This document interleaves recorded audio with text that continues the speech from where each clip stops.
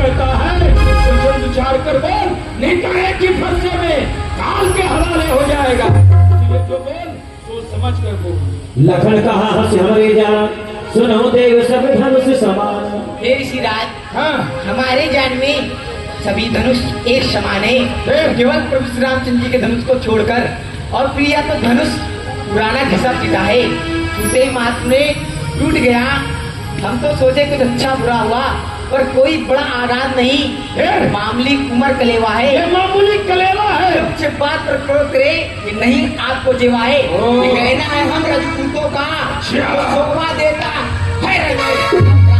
क्षमा हो महामुनि, शांति चाहिए ब्राह्मण में। शांति तुझे चाहिए, अभी शांति दिलाता हो। बोले कि कई परस की ओरा, रेशन सुनहि स्वभाव में न मोरा। राजा के बालक, जब तूने अपने कानों से मेरा स्वभाव नहीं सुना, मेरे स्वभाव को सुना कि नहीं सुना? मैं तो बालक समझ करके, बच्चा समझ करके तेरा पग नहीं करता, और तू साधारण मुनि महात्मा दही चूड़ा खाने वाला ब्राह्मण समझ लिया मुझे। बाल ब्रह्मचारी यति द्रोही, विश्व विदित क्षत्रिय कुल द्रोही। एक तो मैं बाल ब्रह्मचारी, दूसरा बिना कारण क्रोध करने वाला, और संसार में सबको मालूम है कि मैं क्षत्रिय कुल का महान द्रोही हूँ। द्रोही भुजबल भूमि भूप बिनकीनी, विपुल बार महिने मन दीनी।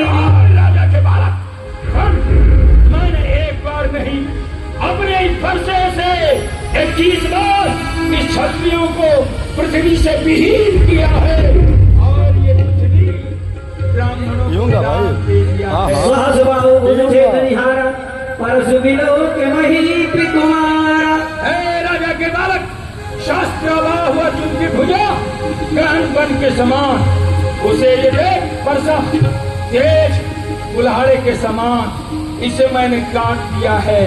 अरे अभी तेरे माता पिता जीवित है, पुत्र शोक में रुलाने का काम मत कर राजा के बालक, क्योंकि इस परसे के टंकों को सुन करके बड़ी बड़ी छत्राणियों के दर्द काफ हो जाते हैं।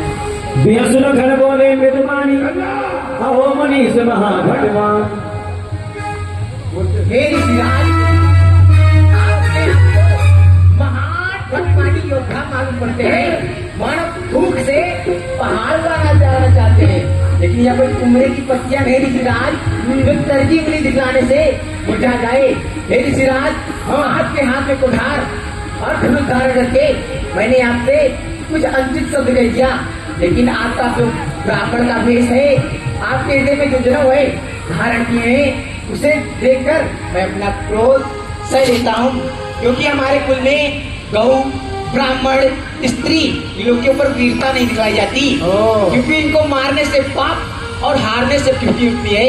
हे ऋषिराज, आपके तो एक एक वचन करोड़ों वज्रों के समान है, फिर आप यह फरसा व्यर्थ में ही धारण करे हैं। बस इसी एक फरसे से क्षत्रिय कुल का मुक्ति द्वार खुला, हल्दी की एक गाड़ी से फर चट्टे का बाजार खुला। अब बीत चुकी इसकी बहार, आपकी दिशा में फरसा में ऊपर बोलता नहीं महाराज, फरसा दिखलाकर क्षत्रिय जवान बुला रहे, यानी अपने फूकों से विंध्याचल पर्वत उड़ा रहे। उस माई के लाल नहीं जो हुए से डर पा जाए, छुई मुई के पेड़ नहीं जो छूटे ही मुरझा जाए। तो सिंह सुनो मन में बालक, कुटिल काल बस बीज कुलिधार।